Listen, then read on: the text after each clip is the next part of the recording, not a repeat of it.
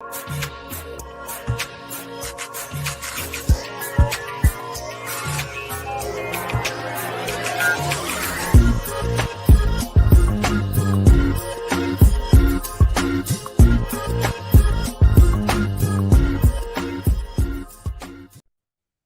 that intro is fire, yo. The intro. Yeah, it is. Intro is tough. I'm sitting What there up? like I'm What up? watching TV. I'm like this. What up? What up, party people? How y'all doing, man? It's Monday, Motivational Monday. I know. Look, I'm gonna say it for you. It's been a long time. I shouldn't have left you. Been a couple of weeks. I'm sorry about that, y'all. Other projects, His fault. His fault. Tell him it's your fault. it's my fault. I had other projects, other things that I've been having to, take care of and make sure, get done. So, paying some bills and getting some other things built up. So we've been working. We out here. We working. We not only out here, we working. Yeah, So, I mean that's a fact of Mundo. And this man here, you one of those dudes. You remind me of like I remember like when I first like coming out of high school, those jobs, some youth jobs, like while you in high school, summertime, and then yeah. so after my last summer, and I was like 12th grade getting out, motherfucker gave me full time and shit. So I remember like, when I was working in the warehouse. And I would hire mad dudes I know, because I know they need a job or whatever. They're young like me, they can do this physical warehouse shit. But motherfuckers now I see why we don't fuck with each other sometimes. Because motherfuckers was not reliable, right? So I remember that, it's Jewish company. I remember my Jewish boss had sitting down with me one time, and he used to like I never paid attention to it, but he broke it down to me. He was like, because they love me. He was like, you know why we love you, right? I was like, I guess I'm a hard worker. He said, no. I mean, everybody's a hard worker at times. It was like, but we could rely on you. Like, you don't take off when we think you should take off. Like, you're like, you know what I mean? So when something big happens and I take off, they're like, yo, we respect that shit. Like, so they don't say nothing when you take it off because you don't take it off. So the last couple of joints, one was a holiday, obviously, but the one where you had your own personal thing to do, and nobody even bat an eye. It was just like hit Pete. I was like, yo, Pete, just play something, play a you or whatever. Amir needs a day off. What are we gonna do? I mean, last week, thank God the guys came in, stepped in. Shout out to my box seats crew. It was on point last week. They jumped in and we jumped all over the place and hit some topics and stuff like that. But it's okay, bro. I'm a snitch and tell people it's your fault, but it's okay because you don't use the days. Yeah. That's what you remind me of, though. When I first started working, the guy was like, "You know what we like about you, man? Like you don't care. Like we be telling you to take off. You don't even take off what we think you should take off. But you know what they do is they make up for that, like Christmas bonus, that extra check. Uh-huh. Always love. Yeah. There is something to be said, in Motivational Monday for being reliable. There's something to be said for showing up. Yeah. Those two things kind of go hand in hand. And, I know that in theory, we all do a great job of usually shouting each other out and, things of that magnitude. But before we jump into all of that stuff, first and foremost, let me say this and reiterate this again. I am Amir Saley, aka A-Rock Saley on Instagram. And that gentleman over there is the one and only talent. Y'all know him from just about everything you could think of, especially in the comedy world. He's celebrating 30 years in the game this year. That is something to be said again for just staying the course. A lot of times we get involved in things, we jump in and out, we're all over the place. This man has not only laid the foundation, but he's become a heck of a mentor and one of the really good guys. It's amazing when you speak to other people who not only speak amazingly about this guy and my co-host. So before we get into everything, we always like to start off by finding out how each other's weekend was. So King, how was the weekend? Bro, I think I was on here a couple weeks ago with you and I said that was the best weekend in a long time. This weekend topped that weekend. Bro, I did 5 shows in 3 days, right? Friday, Saturday, Sunday. 5 shows, 4 different places. Bro, when I tell you, I didn't even know it was possible that each show was better and better and better, like 5 times. You know what I mean? So I ended off last night The last one was in Trenton. You know what I mean? And I was just like, I was overwhelmed because there were two of those shows. You know how you start to you've been running, so your battery, you feel the fatigue starting to come in, and it's like that fourth quarter, 1 minute left, ain't nobody got nothing left, but somehow you got to take the shot. So I'm feeling that twice this week. I felt it Friday night, the very first show, because Uh-huh. that's our own fault though. We was hanging hard Thursday, right? So nobody fault but the bottle of liquor. So that one was from that shit. I already know that. But then rested up Saturday, felt great. Hit Delaware, hit Philly back to back, was great. You know what I mean? And then Sunday, same thing. Had to go to shout out to my comedy after brunch in West Orange, South Valley Barbecue. Went there, boom, 2:30. Got done with that. Ate a little, what was it, blackened salmon salad, and Nice. me and my man Breakout jumped on the road. Shot an hour out to Trenton. Did that joint, bro. When I tell you, all these shows are fantastic and just real good. Like motivate. Each one motivated me for the next one. That's why this is Nice. like great to talk about today, because to me, motivating me is things going right.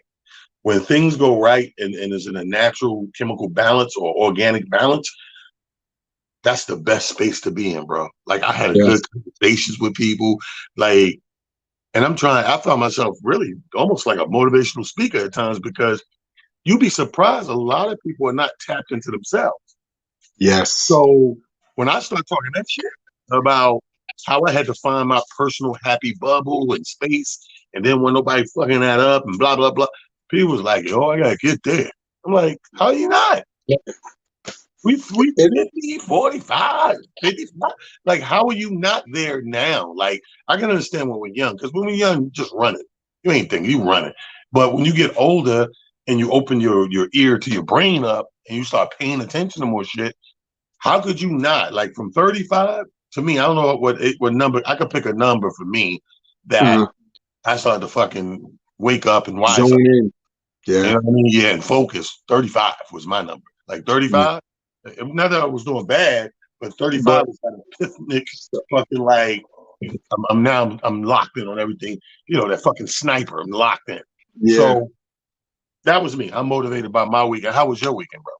Weekend was good. Weekend was good. It was quiet, and then actually something out of the blue came up. A cat that I had known from the drinking hole that I hang out with, Glenroy's up in the Bronx.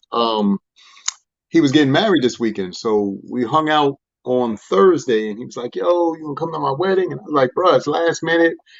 I don't know." He was like, "Man, come on, I know you got something in the closet." I said, "Bruh, you gotta tell me stuff way ahead of time." He said, "Not you, bro. I know you always keep something in the chamber." So I said, "All right, I'm gonna come."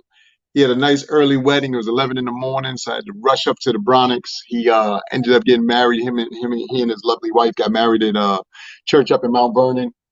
And then they had their reception at that something hall that's right on the drive on the Macedonia. side. Yeah, Yeah. uh-huh. So they had their what you call it there. What was motivating about this though is two things. So first off, me and the gentleman have known each other, a little over 2 years now, and we talk sports all the time, basketball, football, whatever, whatever. But you sometimes until you really start speaking to people, you don't really know them. So this particular Saturday morning, we happen to really be talking, and he's telling me, Amir, I used to do this. I was a ref for this many years, and I've refed in these arenas, and this, that, and the third. And I was like, so I'm looking at him like, I know this dude from somewhere. So just so happened, I brought up my brother, and he was like, "Wait a minute, Malik Sealy's your brother?" And I was like, "Yeah." He was like, "Yo," he said, "Amir, I promise you, all the time, the last 2 years I've been talking to you," he said, "I never put that together." He said, "And I've heard you talk, but he said, I know you talk sports like so. I be listening like, yo, this dude know what he talking about." He said, "But I never put together the whole thing of you, and your brother." So I said, "Yeah." He said, "Yo, I've refed your tournament." So I said, "That's where I know you from." I said, and then I started naming tournaments. He's like, "Yeah, man, I ref that too." I said, "I know, I remember your face now." So we laughing about it and whatnot. And then, like I said, he had a really dope wedding. And the best part, though, bar everything else, was his speech or his prayer at the reception. So we get there. They dressed the hall up really nice. Blue and white was the colors. And Right. everything's good. Plenty of food. Everybody's, starving. So everybody's like, yo, I wish they hurry up. They get there. Bridal party comes in. Everybody's hyped. My man Craig grabs the mic. He said, all right, let's get this food blessed. So we could all eat. I swear to God, T, this dude said, all right, everybody bow your heads. He said, I just want to thank everybody for coming. Amen. Yo, that was it. That was the whole prayer. I told him later, I said, sir, you're the real MVP for that one, sir. That might be the greatest prayer ever. Ever, ever. To us, to us, but shit, God is up there right now. Like, give me my props. No, Yeah, but man. God bless and good luck to them, man. You know, Yeah. So for a dude that don't never want to get married, I love weddings. yeah, I think that's a big misconception with people, like, because you don't get married, people like, oh, you like, don't want to go. I love weddings. There's something to be said. First of all, there's something motivating about it because there is a synergy and an energy in the air for the people who really are into it. Now, me, unfortunately, hanging around you guys too much and just comedy being, in my head. They did have two singers at the ceremony, so they sung two different songs. One was "Love Lift Us Up Where We Belong," and then the second song was I can't remember what the other song was, but you know it if I could remember it right now. Right. So they had a pretty beautiful heavy set sister. She got up there. She sang the first song. She was up there looking like Kelly Sale Price. So that was hilarious. And then the other dude, he was short and fair skinned brother. He had the bald head and everything. He looked like Peabody Bryson, not Peabo, but Peabody. And the two of them, did what they could do. It was something. I was like, this is why you gotta love church too, because I saw the pregame, like they were pregaming before the ceremony started. So I'm sitting in the pew like, y'all practicing this like 2 seconds before. Oh Lord, this gonna be good. This gonna be so. Yo, that's hilarious. Hold up. Speaking of pregame, let me throw this little fun fact out there that I just read today. So these stats come out today about this funny because it's about drinking, and you went like this about drinking, right? The misconception of drinking that the biggest misconception of drinkers is the weekend drinker. So what the survey comes out and is saying now, after studying this for years, people over the age of 30 that think that, oh, I don't, I ain't got no, I'm gonna be all right. I'm drinking safely because I only drink on the weekends. I don't drink during the week. You know, Yeah. but the survey has proven that it's gonna break their heart. You ain't no different than the guy that drinks every day. They say because people don't realize the guy who goes to the bar maybe every day after work may have one or two, right? And then go home or whatever. But that's the average working blue collar motherfucker.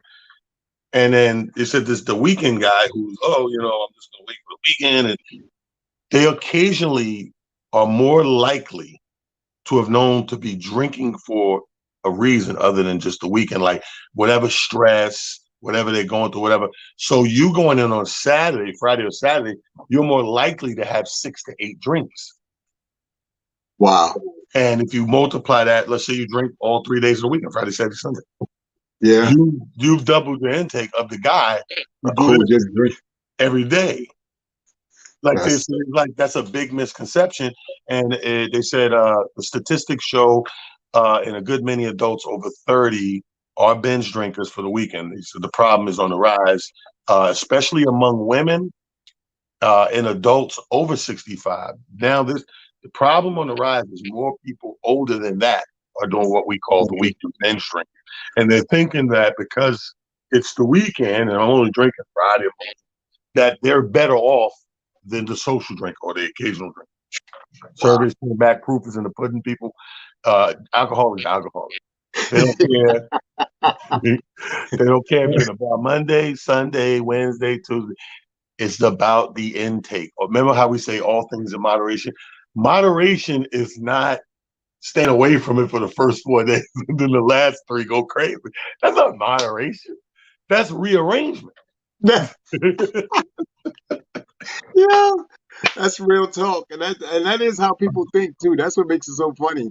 Because if you ask the normal person, that's exactly what they say. No, I'm drinking in moderation. so Yeah, much. because they don't care if it's wine, none of that shit, man. Like, let me tell you something. One of my funniest jokes, one of my favorite jokes, is when I say about what a woman's drinking. Watch what the woman's drinking if you're out on a date, depending on how you want that date to go. So I use the premise of, guy on the first date. Every guy on the Mhm. first date is hoping to score. That's him here.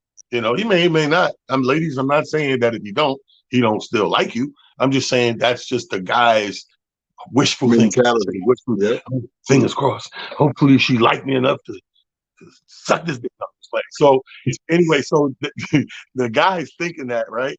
So I have the joke about where I say, well, you got to help yourself out. Help me help you, right? If you try and get lucky, you shouldn't be sitting there sipping Zinfandel all day. Wine is making your shit harder. It's harder to get the sex. So I say, like, those hard liquors, straight up, them chicks, you got a good shot of that ass. You hit her tonight in the van. That's my favorite joke. But the Yep. shit is true because when you're a social drinker, you watch the behavior. And this is why I'm bringing up drinking on this motivation. But drinking, it attaches to behavior. Now, behavior could be, let's be honest, it could go left, which is negative. It could go right, which is positive. It's just behavior, and everybody reacts different when they are under the influence of libations.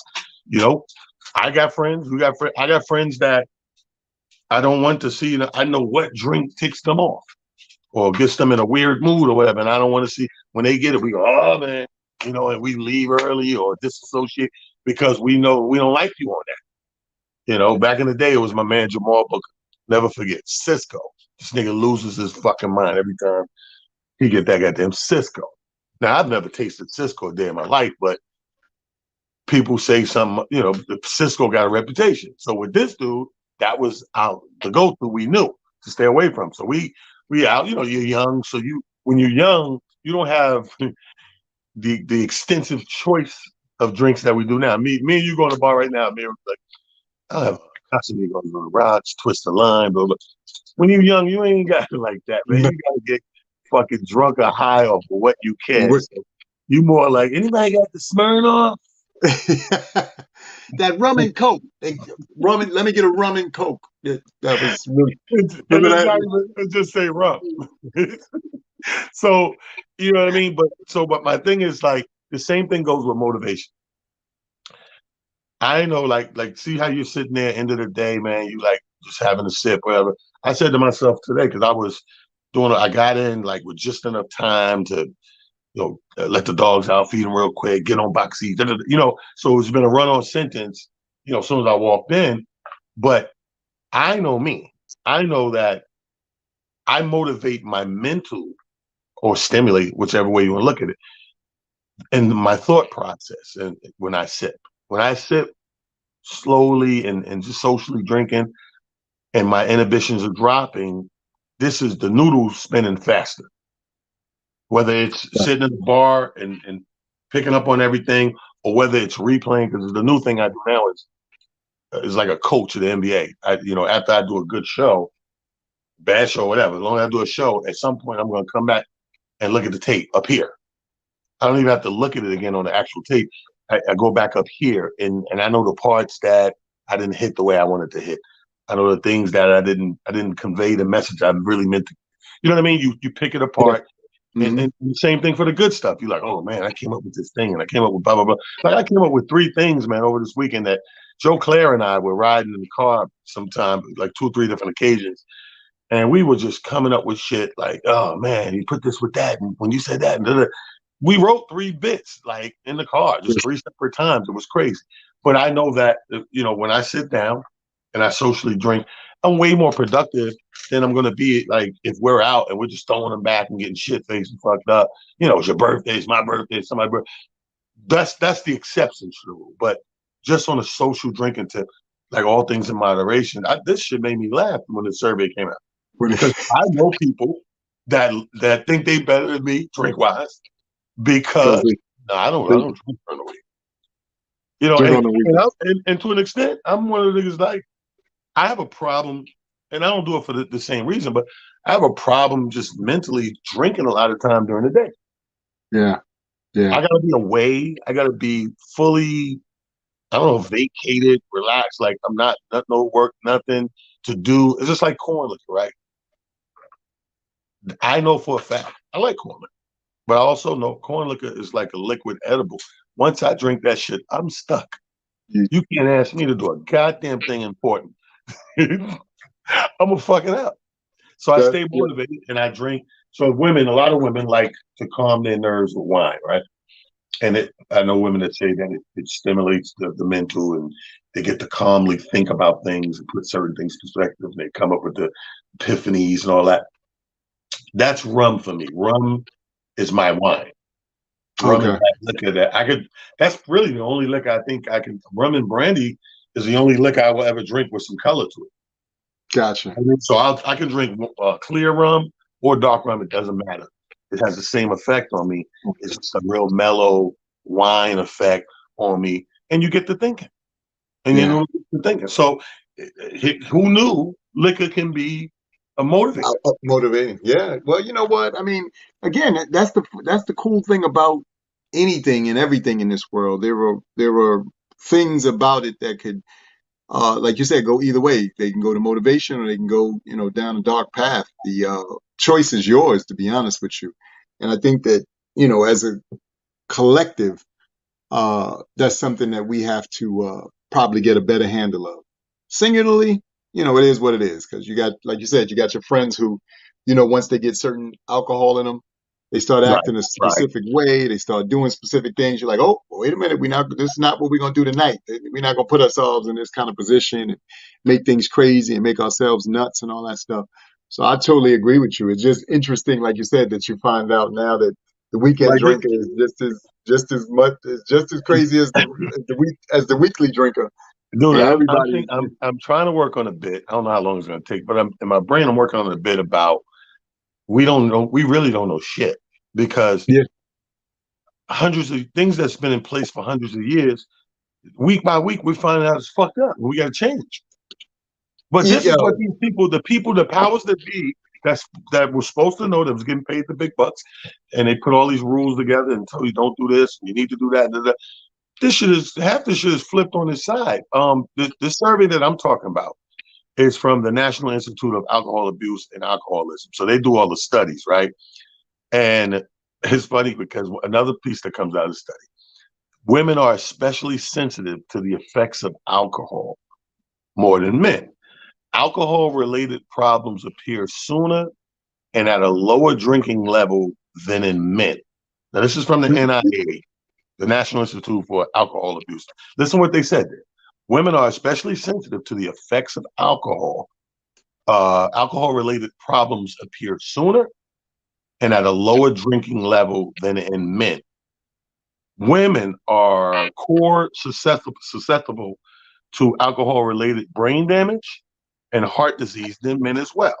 And the studies show women who have one drink a day increase their risk of breast cancer by 5% to 9% oh my goodness, wow, compared to the women who abstain from it. So wow. here's my thing. Again, this is all new shit. Like, bro, something simple, something simple like milk. We grew up on fucking milk, bro. We sure enough did. Milk was in the food groups and everything. Milk is the devil in this. These things are Facts. telling you stay a fuck away. It really Stay is. away. It's crazy. Like I, I'd say this, about everything. To your exact point, so much of the things that we have grown to know and love on, various levels and in various aspects of our lives, we're finding out that one, some of them are detrimental, but more importantly, obviously there is definitely modifications and things that need to happen in order to bring the ideology or bring whatever it is to the forefront of where we are now. And I'm not sure. It's funny that you said that, part of your thing that you do is play back, your shows, meaning, everything that's happening in your shows and how they've happened. And I think if more people did that just with their regular life, you just Ooh, play back, the things that you go through, the way things unfolded, Crazy. how you may or may not have responded to something, you'd find that as you do that more, you'd be better prepared not only for things to come, but you'd also put yourself in a space where now you don't find yourself possibly repeating some of those same movements because now you've seen the movie. You're like, you know what? I've seen this movie. I know how this ends. So let me pick a different ending. Let me write a different ending. Because in all fairness, we say this all the time, especially on Motivational Monday. You're the author of your own show. I know people, like I said, sometimes don't believe that, but I always challenge people to really think about a lot of the things that you've done and or said, and then watch how your life has moved based off of those things. When you spend a predominant amount of your time where maybe negativity takes over your constant train of thought and your constant overall energy, you tend to find yourself in negative situations or things happening constantly that don't feel good or have you like, off kill. But the moment to something that you said a little bit earlier, where you find your happy bubble, you figure out what it is that really triggers you to be in the best space and the best energy possible. You start moving through stuff almost damn near like you are a Jedi Knight, or like you're somebody who, truly is in the future Right. because now it's from a cerebral standpoint. Like I said, you're building it in your mind. And the more you build it in your mind and you believe, the more it comes to fruition and quicker. But you got to be in a happy state in order to see that happen, in order to see that, really materialize. And I think sometimes a lot of us, because, we have things in our lives or, stuff that happens in our day, we sort of let it, throw us. It was a monkey wrench. That's okay. Pick it up, throw it back in the toolbox, keep pushing because trust and believe you're more than built for everything that can be thrown at you, whether you believe it or not. It's just how you're looking at it. So if you look at it and say, this is something that's going to deter me, something's going to stop me, something's going to, as a roadblock for me, then that's what it is. But if you say to yourself, this ain't nothing, I was doing some training for something, and a woman who is doing extremely well in this business that I'm involved in. She said this, and it made me take pause. She said, so often as men and women, she said, what we do is we give ourselves built-in excuses. So, for instance, talent's in the comedy game, and if he met a young and upcoming comedian, a woman might approach him with something like, "Well, I'm a single mother who's trying to be a comedian. What do you being a single mother have to do with you being a comedian? The fact that you're a single mother is just the fact of what your life is. Your comedic part is a whole different thing, and you should approach it from the standpoint of what do I do as a comedian to do whatever it is I need to do. And same for guys. I'm a single dad, or we build in excuses because we want the person to automatically feel sorry for us or feel sad. And the scary thing about that is the only thing that you're doing is blocking yourself. You're keeping yourself from whatever your next step is, your next goal is. Because the more you say those kinds of things, then the more you react to the negative and the built-in excuse that you have versus just saying to yourself, like I said, I'm a comic. I'm a this, I'm a that. And I'm looking to, move to this next space. I was watching, been watching some lives here and there because I'm enjoying just watching the growth of some of your comrades. Christine, watch a lot of her lives. I watched Natasha Face when she, jumps on, and certain other comedians.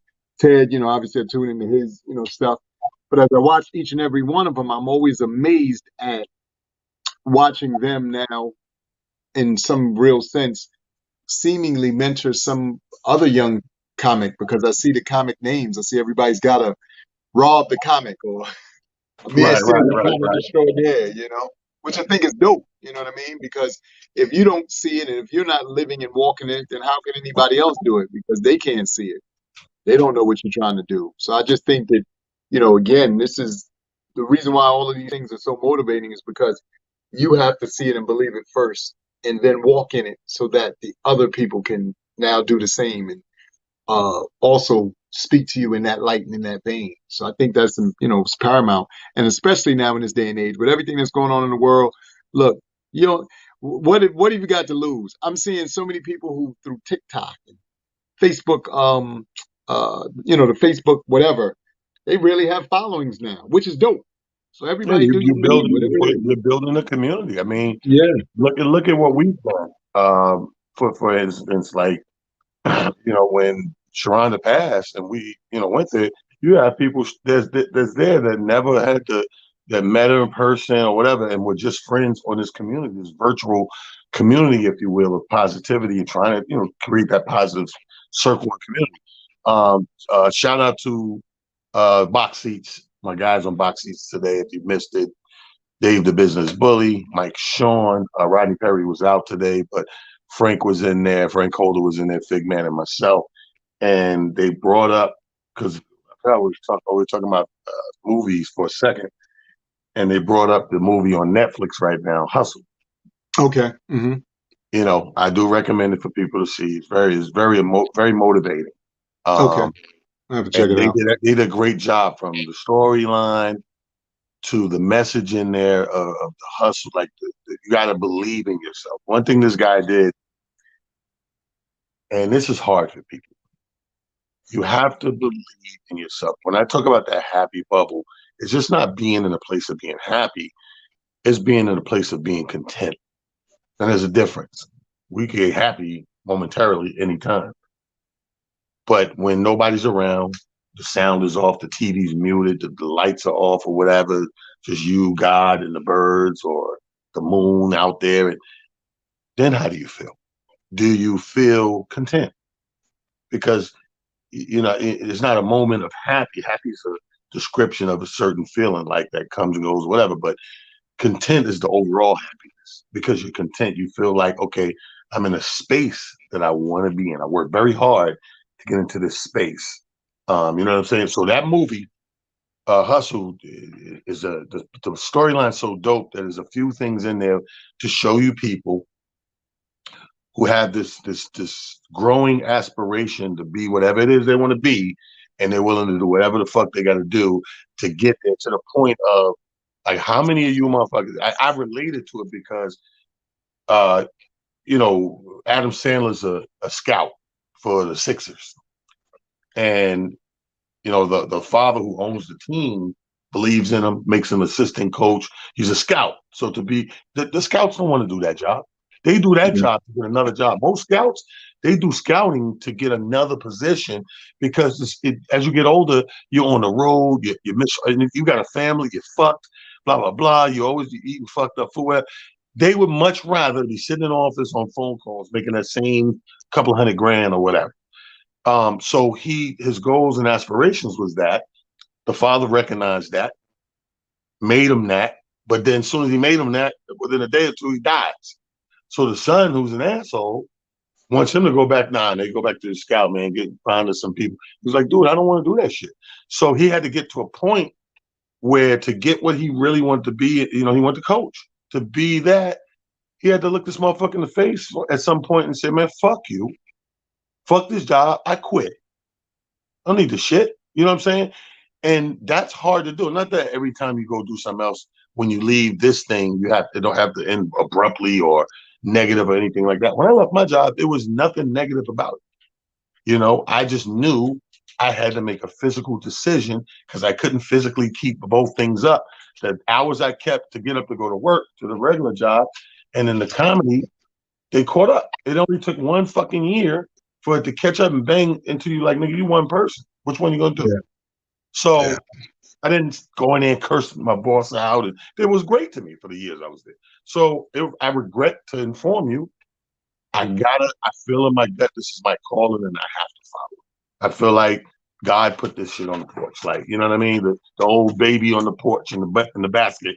You gotta take care of that baby. You can't Yeah. close the door back. Who gonna open their door, see a baby in the basket on the step, and close the door Yeah. back? No, it's so so I felt this is what I felt, in my heart of hearts. So I just wanted to take a second to recommend that flick. You ain't got to go to the movies. It's on Netflix. It just came out. It's called Hustle. Adam Sandler, a lot of what I really loved about it is all the NBA appearances. Like everybody, when you see everybody's in there and you see that it was actually a great fucking job, you're like, everybody did a good job and held it up. But anyway, okay. check it out, Netflix, Hustle. Back to this topic. So let me get back to the study, right? Because there's more shit. Okay. Once again, if you're just tuning in, we're talking about alcohol The big misconception that the people who drink on the weekend think they're better than the people who drink all week. Not so. Now, didn't I tell you these people have been studying this? This is from the American, published by the American Journal of Preventative Medicine. And it's a midlife development study in the United States, which has been following a national sample of Americans from the age of 25 to 74. Get this, since 95. Hmm. So this is a study in place since 1995. 85. Okay. All right. 24 to So 74. we're look under 3 years away from this being a 20-year study. Think Wow. about that. Wow. Think about That's 30 years study because 95, right? 30 years yep. study. You got 95, you got '05, you got 15. Yeah, 30. It's 26 and a half Yeah. or 27 and a Something half like years. that. Yeah. So this Wow. is a bona fide study, a real study, and it started from grouping people from age 25 to 74. Right now, they analyzed, let's say, 1,300 drinkers over 9 years a pop. They found that most cases of binge drinking and multiple alcohol problems occurred in the individuals who were average to moderate drinkers. You know what I mean? So the binge drinking, like I said, if you average and moderate, and I'm doing 2 a night for 5 nights, that's 10 drinks. You come out on the weekend and do 4 on Friday and 10 on Saturday, you caught up. And they Yeah. saying because of the shorter period of time, it may be more damaging, especially into women. You know what I mean? Um, so I think that I don't like to take alcohol away because Lord knows kept us alive through the pandemic. Sure enough Lord did. knows alcohol kept us alive through the fucking pandemic. So I think that alcohol is a motivator, or if nothing else, a mental stimulator. Now, here's the thing, and I always thought this since the pandemic, because none of us knew, we didn't know what we know now. We learned a lot. We learned who is exactly essential workers. You know what I mean? We learned pressure bust pipes and Yeah. who of us, what pipes out there to keep going and which ones got busted and all that. We learn what we're made of, actually. And we learn who's your real friends, who fuck with you. Who don't? Yeah. So we learned a lot. It was a forced cram course, little crash course in the shit. Now, check this out. And I always thought about this. Something like liquor, which end up being essential. Yeah. Sure enough did. We, End up you know, being essential. yeah. Now, and I'm gonna give you my theory. You tell me what you think.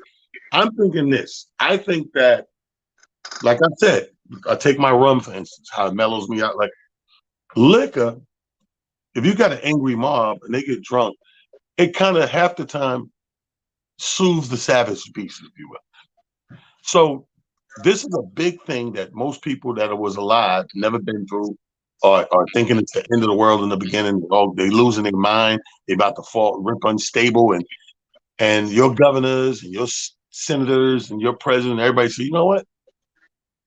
Leave the liquor stores open. That shit's essential. And it kept motherfuckers from being what it could have been. I think that's what I think. And I'm like, I'm not mad at that. I didn't argue with that shit because I'm like, can you imagine? I mean, I Yeah. know everybody got a little taste in their house, a couple of beers, whatever. But imagine if, because the pandemic went for a minute. So imagine if you couldn't get no more. So when you ran out of a little bit of supply you had, where was your headspace going to You know what's so crazy? It's funny because you make a valid point, especially when you look at it from that perspective. Uh, Amazingly enough, just in general, I'm not sure if uh, everybody falls under that category, only because we do have some people who, for whatever reason, alcohol, as they say, becomes a truth serum. And in some cases, it gives, puts a battery in people's back, and they tend to believe that in an inebriated state, they're stronger, bigger, faster, and all these other things. And we all know, just based off of some of the really fun videos that we see out here now, whether they're on TikTok or whether they're on Facebook or whatever other mediums out here, sometimes being buzzed is not always the greatest thing in the world to be because your reaction time and stuff that's playing in your head in real time is like in super slow mo in real time. So it's kind of funny. I saw I saw somebody put up a video of I guess it was street racing, and these dudes was racing, and they slammed into a curb, and one of the dudes was in the trunk of the car. So when it slammed and hit the curb, the dude popped out the trunk, and the car just kept on going. I said, "What in the street racing foolishness is going on here? Like, sir, what were you thinking? Like, how and why did you even think that was a good idea? First of all, to be in the trunk and y'all street racing. He probably was back there with a camera. I'm a filmer, bruh. That's a no go. That's a He see got what the and that's what I he got mean. the That's what I said. GoPro. Sometimes the drinking could be a good thing, but sometimes it could be a bad thing, depending on the foolishness in which your head spins the story. You like that was the whole story for you. You really Yeah. thought that was a great idea, you know? But that's Um, everything in life. Everything yes, is yes, there's a line. So yes. like the woman out there that loves that hardcore fuck, sexy as shit talk. Oh yeah, girl, fucking knock niggas out. That's sexy all the way up until you the nigga he knocking out. Knockout. Facts. It's all sexy until that first left hook And then make you you take a realize, fucking couple of days off of work. You still love this stuff? yeah, you got that. It's so funny. It's the same for all. Like you said, again, it's about perspective. Oh, he's too soft. This, that, the third. Okay, making some decent money. He's taking care of you. He's making sure you good, or whatever the situation is, taken Right. care of and handled. But he's just too soft for me. All right, like you said, you go out there, you get left hook Larry, and this nigga's out here just he's just out here swelling eyes, making cheekbones not and be what they're supposed to be. But you're all right with that. Yeah. ain't no Okay. ain't no ain't no motivating than that. That only Yeah. motivates you to get the fuck out of the house. You be Okay. like, yo, Cindy's hanging out a lot this week. Motivated, motherfucker. Yes. Larry's at the house. Yeah. You can't keep messing with that guy. You got to let him go. But No, but that's real talk. So in closing on this topic, the drinking thing, they said they have this thing at the bottom because this is by those departments who they really this is their job to make sure niggas yeah. don't do shit. So it ends with the question: is your drinking a problem? So they say, how do you know if alcohol has become a problem? Let's just say the telltale sign is when drinking is beginning to interfere with your ability to go through your daily life. That's when you know it. That's the telltale sign of drinking When being a problem. Alcohol use disorder is the deferent, is defined as compulsively using alcohol despite having negative consequences for your use. That's the shit I never understood. Think about what that just said. What is it at? Alcohol use disorder is defined as compulsively using alcohol despite having negative consequences from using shit. These people growing up, and then there's this last thing on alcohol. These people growing up that I would see, like, I guess the first time we drank something for real, you're kind of like coming to your tail end of high school, like 40 yeah. ounces or whatever. And then you got these people, even when it was just beer and 40 ounces, they guzzling like a motherfucker, and they always thought, always thought, why is this motherfucker still drinking this shit if the result is the same? That's what it just said. That's alcohol use disorder. It's so crazy. So, and I guess, most people or some of us have all had these people in our neighborhood. So I can think of a few, people off the top of my head, two fathers that I know of, some of my friends who I grew up with, they dads, I watched them drink themselves to death. But we had another dude named Carl, Right. and Carl was like he would have been like a big brother to me because he was older than me or whatever. Carl kept a fifth of something all day, every day. Like you never caught Carl without a fifth. He didn't even do 40s or even when remember when all the Calvin Coolers was out and all that stuff Right. acting like that was a big deal. He always had a fifth of something, always. And it's like, it's like funny, like you said, you just like Carl, you be sleep, and he would sleep anywhere. So Carl would sleep in the elevator. You sleep downstairs under the building. He sleep across the street in the park. And to your point, you just wonder, you're like, bruh, when are you going to stop with this behavior based off of the results that you're getting to this point? At no point do you think to yourself that I should maybe augment this behavior to some degree. Like, didn't say you got to, totally quit, but the results aren't looking as good as I thought they would look. Right. Now, Well, I mean, yeah, some people got to quit, man. Some so people like I, so I even don't to know, your man. Go ahead. even to your even to your point about drinking, which is always funny. So I remember the first time, and I don't even know what alcohol it is now if I was to look and see the bottle, but I remember my first foray into that. My dad used to keep liquor in the back of the closet in him and my mom's bedroom. And I never forget, he out of the house, whatever. So that was explore time. You're exploring everything. You places you're not supposed to be. Explore And time.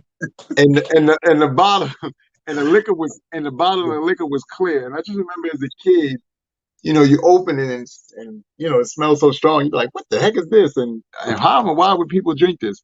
Fast forward to where we are now. Hey, let me get the Casamigos, get some of that damn Tito. So we fast forward past all of that. You're like, you know what? This is my friend now. Like you said, it's become essential. I Right. can't get through my day and some of the foolishness without this being a part of the mix. But it is amazing how again things evolve for you, things change as you move into different spaces and aspects of your life, and I just think that again to your point, hopefully we're learning or people are learning how to utilize alcohol in a beneficial way to themselves and hopefully not a situation that is proven to be not good for them, as far as using it. So, It's simple. yeah, It's very simple. It's very. I don't understand how an adult don't understand the consequences of how this works. It's very simple. When you are done doing the shit you need to do, you can have a drink. Don't do it in the middle of the shit you need to do. Don't do it before the shit you need to do. Don't bring it there. Don't bring it in there. Don't do it. Get the shit you need to get done normal first.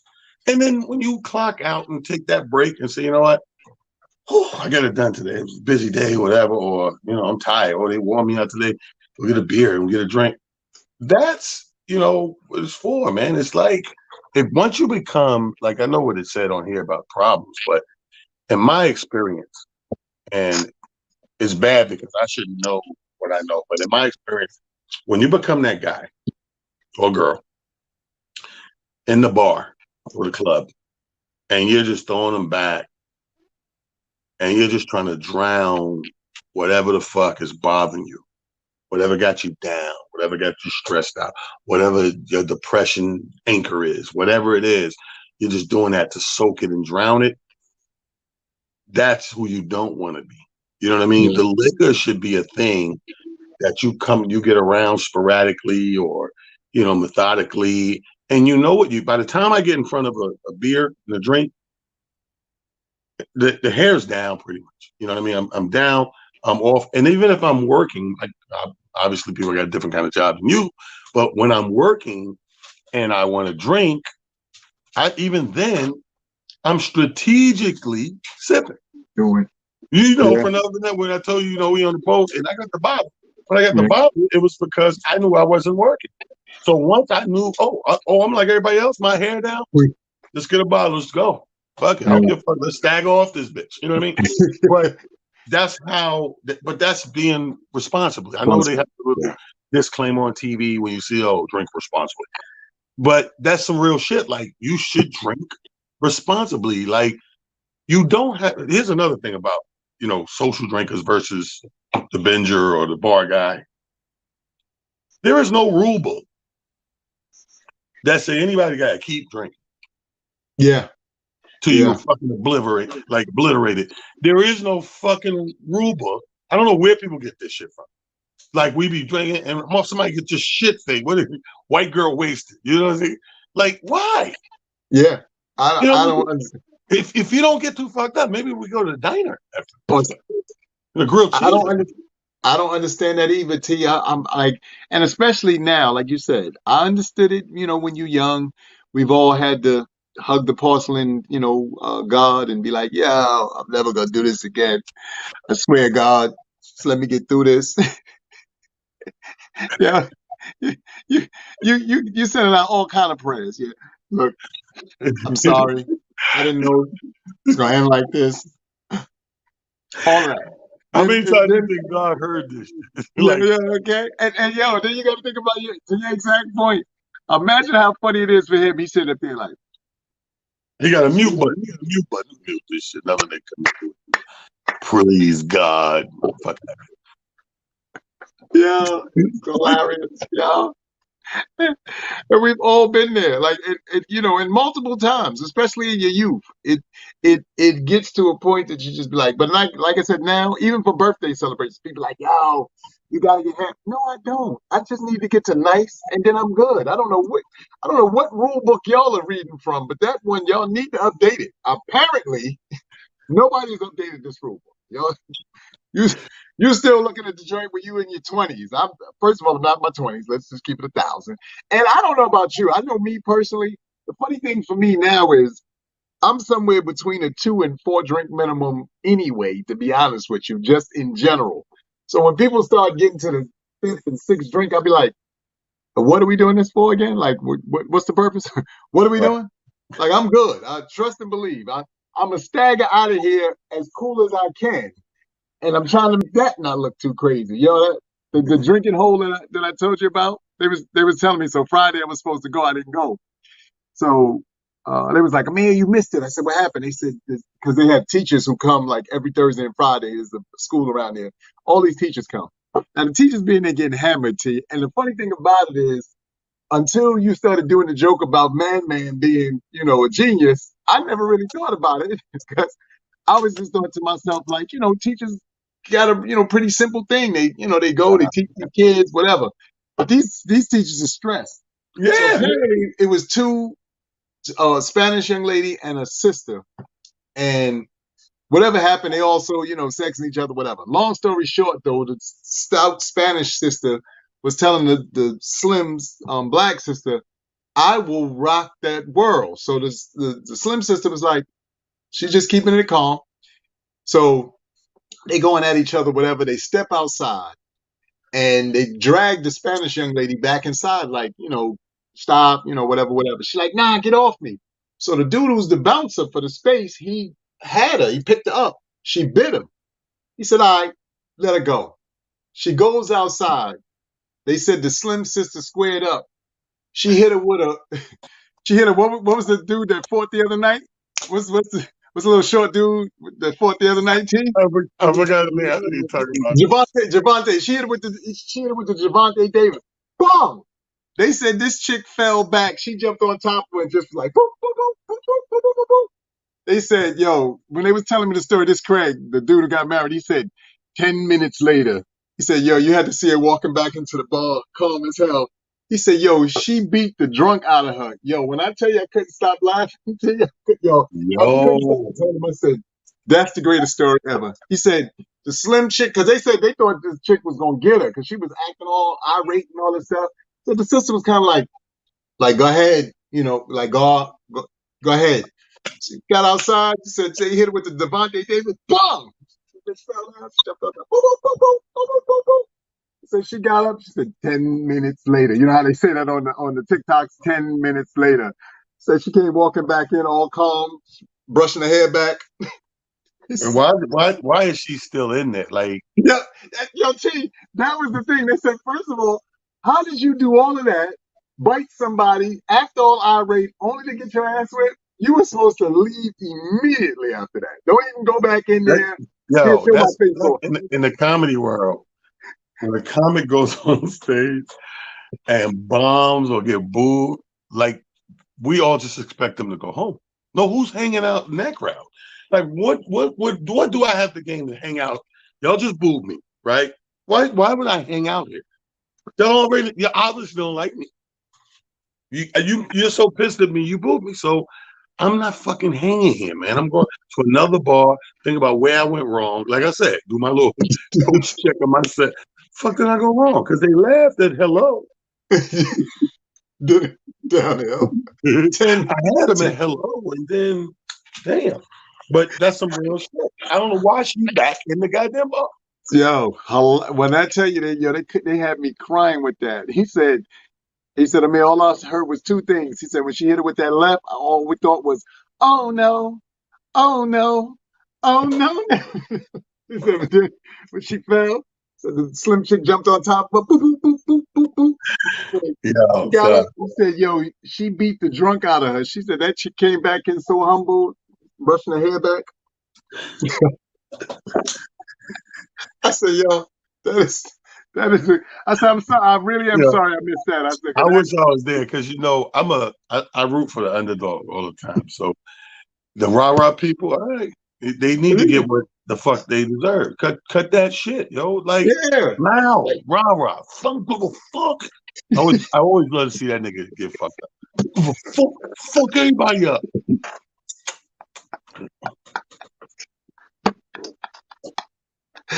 Yeah. Yeah, I remember when Classic stuff. speaking of getting fucked up, I remember when this girl, shout out to Lisa Ray from Nonstop Entertainment in Queens. I remember she fucked Sean Harvey up, right? Sean Harvey, Sean Harvey. This shit was so funny. Sean, I didn't know he was dating her. I know they were dating, but Mhm. I know both of them. But I know her as promoter worked for her. Know him as comic. We work together.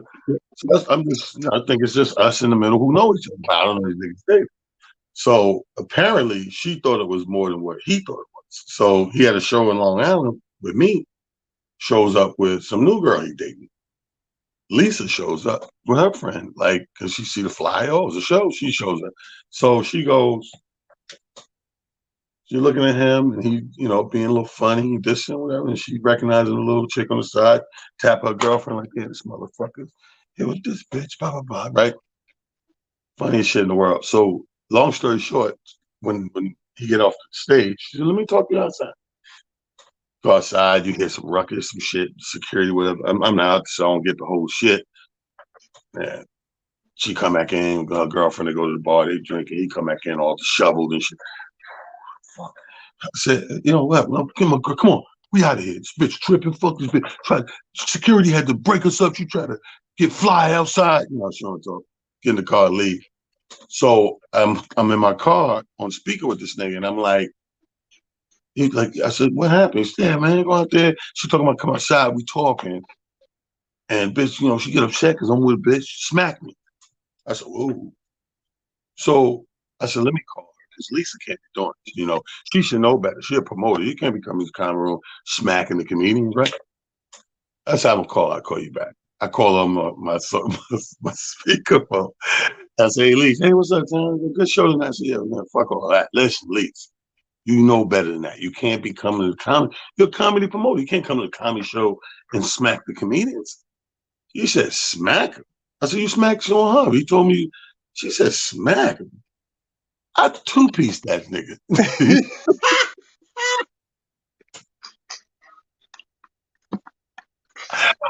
I said, hold on a second, I'll call you back. I called Sean right back. I said, yo, Sean, why you tell me she smacked? I just hung up with Lisa. She said she two-pieced you. He said, what? I said, did she smack you, nigga, or punch you in your fucking face twice? You know what a two-piece is. He's like, oh, she punched me in the face. This motherfucker tried to cushion the blow, the story when he told me, and said she tripping, she smacked me. She didn't. Yeah. Quick two piece. Boop boop. Take the biscuit too Give when it's her not. her props. Yeah. Yeah. You done. Look. Yo, you got to check it, Amir. You got to give her a prop. If it's a two-piece, put that in the books. And nigga, Yeah. when the nigga hit that shot, you want you to check the replay. My foot was not on the On line. the line. 3 points. True story. True story. Oh man. But see, this is a story in an instance where alcohol obviously works in reverse. Yeah, Anyway, what we're trying to put this whole thing, I'm glad this study came out because it did shine a light on that is a big misconception. Even I believe that. I yeah, believe, the occasional weekend drinker, he can't be as bad off as the everyday social drinker. You know what I mean? And and then you see the study from yeah. '95. It's been going. It's still So, going on from so '95 to now. This 17 years roughly. This is what they got. it's telling us. Yeah. Well, again, we have to. Everything should and needs to be studied because there are patterns and things that you have to look for. Staying motivated is the greatest pattern that hopefully you can find and get into a synergy and an energy with it that allows you to ride off and get all of the things that you want to see accomplished in your world and Right. and what it is you're trying to bring to the world. Alcohol, as Talon pointed out today, and it's the study has shown, can be a catalyst to and for it. It just depends on what and how you use it. I just encourage everybody, as Talon said earlier, drink responsibly, and that means looking at your behaviors once you're under the influence. That's the best way to be responsible. Exactly. See what ways you act, and please know the difference between your dark and your light liquors. Some of I was just y'all, going to say that you because know, 'cause- your metabolism, that's the thing. Find out what works with your metabolism because, again, if it affects your mental to a level where it affects your daily life and how you go about your daily days in life, then yeah, you might not want to do that. And people, I can't say it enough. When we say drink responsibly, we just mean every time you drink, you don't have to get drunk. yeah, yeah, you really don't. You can get to just okay, or I look, like you might be I like you what you might said. I'm just trying to get to nice. yeah, just get the nice.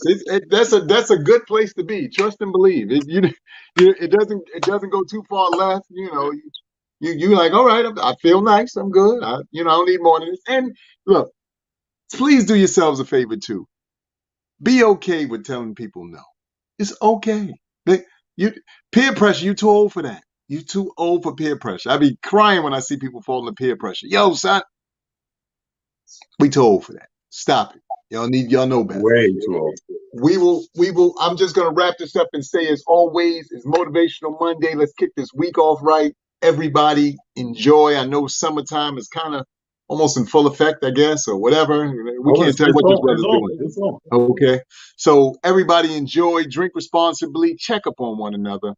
As I always tell y'all, just, it don't take nothing to take a phone call, shoot a text message, see how somebody's doing, because you never know. Everybody is going through something. We all trying to do the best we can to make it through everything and anything. But it also, you know, requires a village and requires just you doing your part to ensure hopefully somebody else is doing better than they were yesterday. I, I tell each and every one of y'all, I love y'all. I thank y'all for tuning in every week. And, this new community, like Talon said, we built a new family in this pandemic. And I appreciate and love each and every one of you for always, showing the love and support that you've shown to this point. So I thank you. Peace, everybody. Peace, King. Peace.